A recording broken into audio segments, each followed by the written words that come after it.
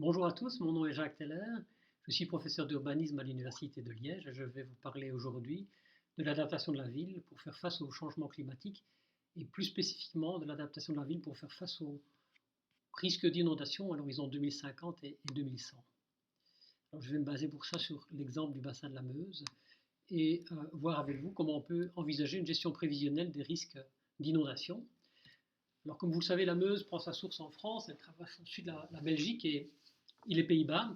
Et lorsqu'on analyse l'augmentation du risque et l'augmentation des hauteurs d'eau à l'horizon 2020-2050, on voit que la Belgique est particulièrement exposée à ce risque, avec des augmentations de hauteur d'eau de 60 cm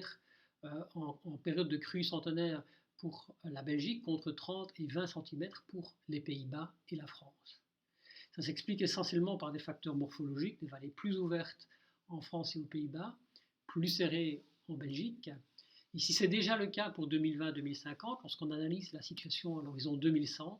on voit que l'augmentation de la hauteur des crues sera de 1,30 m pour la Belgique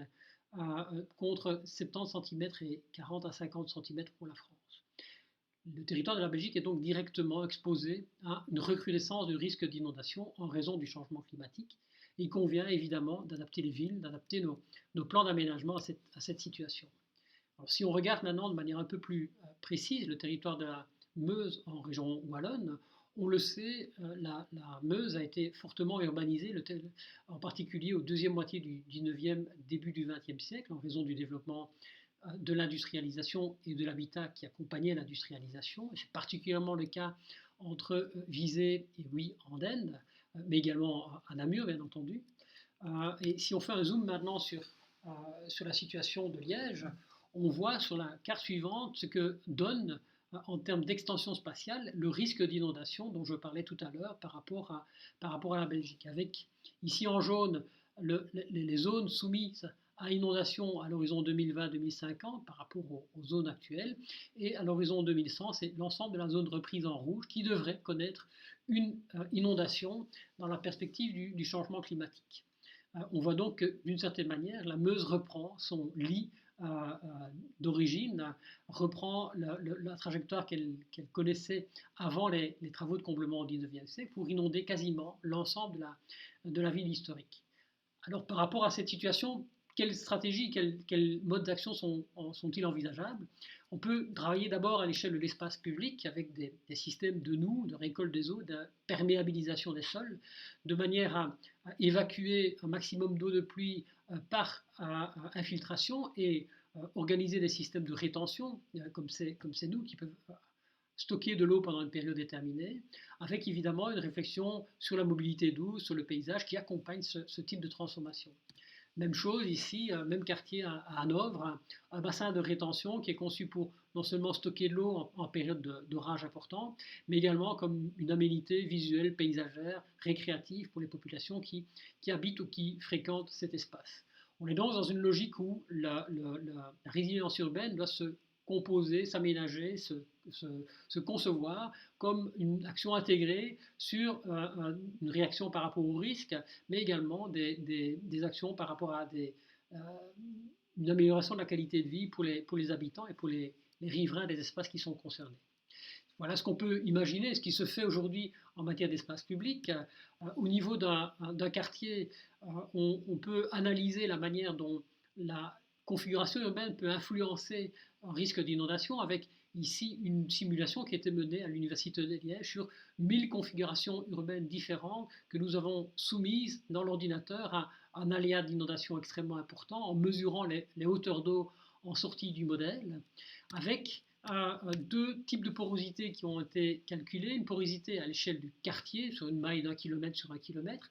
et une porosité à l'échelle de l'îlot, qui prend en compte la distance, le recul latéral entre les bâtiments et la présence d'espace à l'intérieur de l'îlot. Lorsqu'on combine ces deux porosités, on voit sur les graphiques qui suivent ici qu'on a une très très bonne corrélation entre ces deux porosités et les hauteurs d'eau en sortie du modèle, sachant qu'on a toujours intérêt à diminuer les hauteurs d'eau de manière à éviter, limiter les dégâts à l'intérieur des habitations.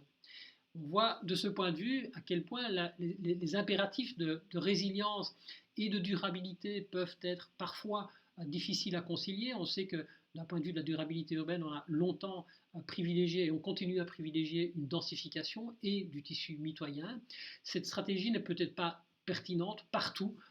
Lorsqu'il s'agit de faire face à un risque d'inondation, on va, dans certains endroits, dans certaines configurations, plutôt privilégier une ville poreuse, de manière à laisser l'eau s'acheminer à travers les bâtiments sans nécessairement constituer des barrages trop importants qui risquent d'augmenter, d'accentuer les dommages lorsque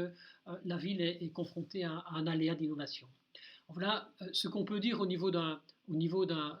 quartier ou d'un îlot. La réflexion doit également se prolonger à l'échelle du territoire et on le sait de ce point de vue, mais je l'ai dit tout à l'heure, la ville belge et en particulier wallonne s'est principalement construite à proximité des cours d'eau au cours du 19e et 20e siècle en particulier, avec un système concentrique, une ville historique comme à Namur qui est à proximité directe du cours d'eau. Les faubourgs du 19e siècle, que ce soit à Liège, à Huy ou à Namur, qui se sont construits en prolongation de ce centre historique dans la plaine alluviale, et toutes les taches bleues qui sont reprises ici, qui représentent la ville étalée, qui s'est développée à partir de la deuxième moitié du XXe siècle et qui est moins soumise au risque d'inondation par débordement de cours d'eau. La ville étalée, par contre, est bien soumise au risque d'inondation par phénomène de précipitation intense. Je n'en parle pas aujourd'hui, mais il est bien entendu que l'étalement urbain contribue également à renforcer le risque d'inondation pour les centres qui sont situés en fond de vallée. Alors, par rapport à cette étape de choses, on peut imaginer différents types de simulations, différents types de projets. Nous avons retenu, nous, des scénarios qui se basent sur trois grandes variables. Une première variable qui est le taux d'urbanisation. Le taux d'urbanisation va-t-il être important ou pas? Le taux d'urbanisation, c'est le nombre de bâtiments qui sont construits par année, le nombre de nouveaux logements qui sont construits par année. On peut adopter deux grands types de politiques, une politique au fil de l'eau, c'est le cas de le dire, où on continue, la trajectoire wallonne continue sur une modalité d'étalement urbain, ou une trajectoire qui adopte le principe du stop béton, où on n'urbanise plus que des espaces déjà urbanisés. Troisième variable, la question se pose de savoir ce qu'on va autoriser ou interdire dans les zones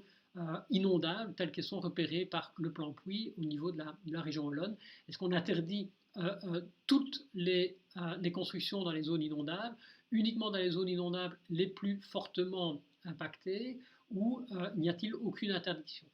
Alors, selon ces scénarios, si on prend un scénario moyen, d'urbanisation moyenne, ou scénario au fil de l'eau, avec une interdiction de construction dans les zones les plus sensibles du point de vue de l'inondation, on voit que sur base de ces seules urbanisations, l'augmentation du dommage serait de 2% par rapport à la situation actuelle. Et ceci sans tenir compte du changement climatique. C'est uniquement l'augmentation de l'urbanisation, la construction de nouveaux bâtiments qui fait que par rapport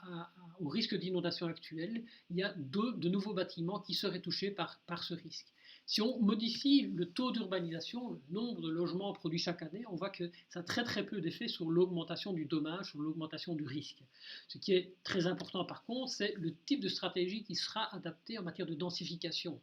Avec une densification qui, si elle se développe partout, sans aucune contrainte en matière de zones inondables, est susceptible d'augmenter très très fort le risque d'inondation et les dommages liés aux inondations. C'est logique puisque la ville constituée étant située à proximité des cours d'eau, si on vient densifier dans les zones à proximité des cours d'eau, on risque évidemment d'augmenter le risque d'inondation. On voit également que si on contrôle ce risque d'inondation et qu'on ne densifie que dans les zones qui ne sont pas inondables, on parvient à maintenir une augmentation du risque de l'ordre de 2%, telle que celle qu'on avait dans le scénario au fil de l'eau moyen actuel. Et donc on voit à travers ce petit exemple, ces schémas, à quel point les stratégies de résilience et de durabilité doivent être combinées, contrôlées, de manière à éviter de renforcer un risque par des politiques qui seraient uniquement calées sur un objectif, un critère, comme le critère énergétique, et qui ne prendraient pas en compte d'autres aspects comme les aspects liés au risque d'inondation. Alors, si on prend un exemple à l'étranger de combinaison de politiques en matière de résilience et de densification, on peut regarder ce qui s'est fait à Nimègue, avec un peu comme dans la situation belge, hein, un centre historique situé à proximité directe du cours d'eau, les extensions du 19e siècle qui sont situées en prolongation de ce centre historique, essentiellement au sud du cours d'eau, et quelques tâches urbaines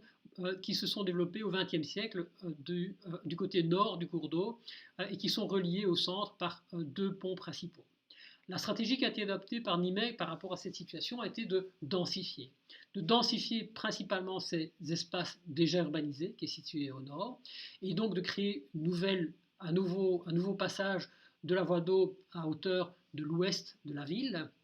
et dans le même temps de la densification, d'interdire la construction à proximité directe de la voie d'eau et d'utiliser cette langue de terre comme un espace pour stocker de gros volumes d'eau de manière à protéger le centre-ville de futures inondations. La situation actuelle est relativement claire sur cette vue, hein. Vous avez le centre du Nimègue ici sur la gauche, les parties 20e siècle au nord de la ville sur ma droite, les deux ponts qui préexistaient, qui sont ici, et toute cette langue, cet espace semi-agricole, semi-construit, semi-forestier, occupé par les grandes infrastructures qui préexistaient entre les deux espaces. La digue actuelle, l'espace de containement du cours d'eau est situé à proximité directe de l'eau, et la politique qui était mise en place à Nimègue a été de reculer cette digue de 300 mètres de manière à la rapprocher du centre à urbaniser, et de creuser un canal de très très grande ampleur entre la zone à densifier et le centre-ville, de manière à permettre le stockage de l'eau à cet endroit et protéger ainsi le centre-ville et les nouvelles zones urbanisées. On voit également le troisième pont qui est construit à l'ouest de la ville, la passerelle piétonne qui serpente entre la langue de terre qui a été maintenue entre la ville du XXe siècle et le centre-ville historique. Toute cette langue de terre est conçue et aménagée de manière à être inondable. La nouvelle digue, qui est située ici, 300 mètres plus loin que la situation actuelle, de manière à protéger la ville de futures inondations. Et si on regarde maintenant une image de la ville et de la digue, on voit à quel point, de nouveau, comme ce que je montrais sur le quartier durable à Nord, les impératifs en matière de traitement paysager, de lutte contre les inondations, de résilience, sont complémentaires les uns les autres, avec des aménagements qui sont conçus pour être ouverts aux piétons en période normale et qui sont destinés à être remplis d'eau lors d'épisodes de crue, de manière à pouvoir stocker de l'eau en très très grande quantité pour faire face à un épisode de crue centenaire tel qu'on les attend pour les Pays-Bas. Voilà en quelques mots ce que je voulais dire par rapport à la question de la résilience urbaine et à la lutte contre le risque d'inondation à travers trois échelles: l'échelle de l'espace public, l'échelle du quartier, l'échelle de l'aménagement du territoire, pour lesquels il convient systématiquement de combiner des objectifs en matière de résilience, de durabilité, et de veiller à la fois à combiner des politiques en matière de lutte contre les inondations, mais également d'amélioration paysagère, d'amélioration de la qualité de la vie. Je pense que c'est dans ce sens-là qu'il faut concevoir les aménagements, et en particulier au niveau du bassin de la Meuse, où il reste encore énormément de travail pour les communes qui doivent adopter, qui doivent modifier leur schéma de développement communal de manière à mieux intégrer ce risque d'inondation qui, pour le moment, est très très peu pris en considération dans les documents actuels. Merci beaucoup. Je vous souhaite une bonne une bonne continuation pour cette conférence et au revoir.